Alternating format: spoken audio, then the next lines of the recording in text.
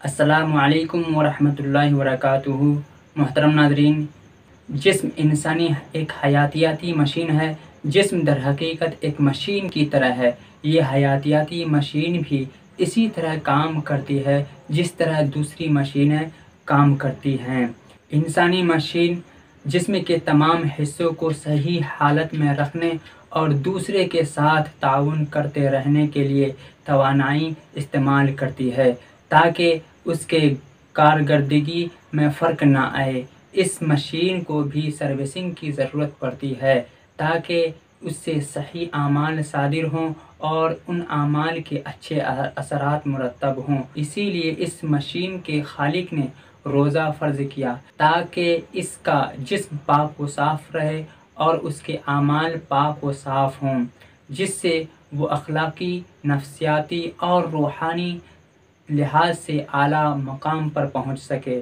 روزہ ہمارے جسم میں موجود مختلف اعضاء اور نظام ہائے جسم پر کیا اثرات مرتب کرتا ہے، آئیے ہم اس کا جائزہ لیتے ہیں۔ محترم ناظرین، اس سے پہلے آپ سے گزارش یہ ہے کہ اگر ابھی تک ہمارے چینل کو سبسکرائب نہیں کیے ہیں تو سبسکرائب کر لیں اور ساتھ میں بیل آئیکن کو بھی پریس کر لیں تاکہ ہر ویڈیو کا نوٹیفیکیشن آپ تک پہنچتا رہے۔ محترم ناظرین، روزہ مجموعی غذائیت میں اضافہ کرتا ہے۔ ڈاکٹر کہتے ہیں کہ روزہ سے جسم میں کوئی نقصان یا کمزوری پیدا نہیں ہوتی ہے، کیونکہ روزہ رکھنے سے دو کھانوں کے درمیانی وقفہ ہی معمولی سے کچھ زیادہ ہوتا ہے۔ در حقیقت 24 گھنٹوں میں مجموعی طور پر اتنے حرارت اور جسم کو پانی کی مقدار مل جاتی ہے جتنی روزہ کے علاوہ دنوں میں ملتی ہے۔ مزید یہ ہے کہ ایک حقیقت اور مشاہدہ یہ ہے کہ لوگ رمضان میں پروٹین اور کاربوہائیڈریٹ عام دنوں کے مقابلے میں زیادہ استعمال کرتے ہیں۔ اس حقیقت کے پیش نظر یہ بھی کہا جا سکتا ہے کہ مجموعی غذائیت عام دنوں کے مقابلے میں جسم کو اکثر زیادہ تعداد میں ملتے ہیں۔ اس کے علاوہ جسم فاضل مادوں کو بھی استعمال کر کے توانائی کی ضرورت پوری کرتا ہے۔ محترم ناظرین، روزہ جسم کی قوت مدبرہ کو بھی اضافہ کرتا ہے۔ حقیقت یہ ہے کہ قدرتی علاج کی ہر صورت اس حقیقت پر مبنی ہے کہ قدرت کاملہ نے جسم کے اندر قوت مدبرہ پیدا کی ہے، جسے آپ جسم کے دفاعی نظام بھی کہہ سکتے ہیں۔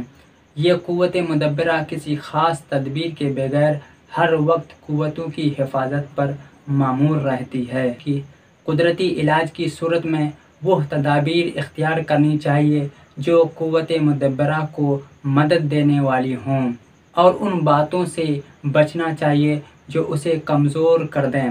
قوت مدبرہ کو مدد دینے والی تدبیروں میں سے ایک تدبیر کھانے پینے کا ترک کرنا ہے۔ ترک غذا سے بدن کی وہ قوت جو غذا ہضم کرنے میں ہر وقت استعمال ہوتی رہتی تھی، اب وہ جمع ہونے لگتی ہے اور قوت مدبرہ کے ساتھ مل کر امراض کو بدن سے نکالنے میں مصروف ہو جاتی ہے۔